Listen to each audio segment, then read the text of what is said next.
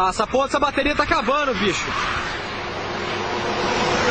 Caralho, velho, tá descendo, porra. La difficulté dans cette affaire, c'est que forcément les mauvais garçons, sachant que nous avions un corps émotionnel et que nous étions forcément plus forts qu'eux, parce que sinon, si on n'avait pas eu d'intérêt pour eux, quelque part, ils nous auraient laissé tomber comme des vieilles chaussettes, ils ne seraient pas occupés de nous.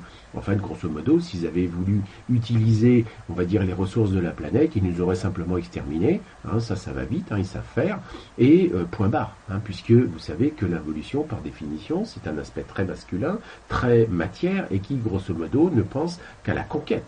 C'est-à-dire que quand ils ont épuisé leur planète, il faut qu'ils aillent sur d'autres planètes pour aller continuer à choper, à prendre des ressources.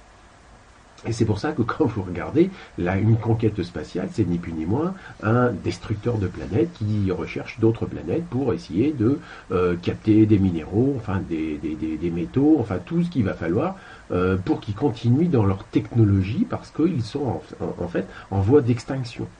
Donc la technologie, par définition, est le signe évident d'une dégénérescence, on va dire, d'une civilisation. Voilà pourquoi quand vous voyez des gros vaisseaux spatiaux faits rien qu'en ferraille, un truc lourd comme ça, là vous dites vraiment, ils sont toujours à l'âge de fer. Mais ils ont quand même amélioré, ils sont plus dans la hache avec le petit truc, mais n'empêche que ça reste toujours, malheureusement, on va dire, de la ferraille. Et puis c'est vrai que si vous voyez bien dans les vaisseaux spatiaux, il y a vraiment du plastique, parce que ça tient pas la route quand on va de l'autre côté, enfin de l'autre côté.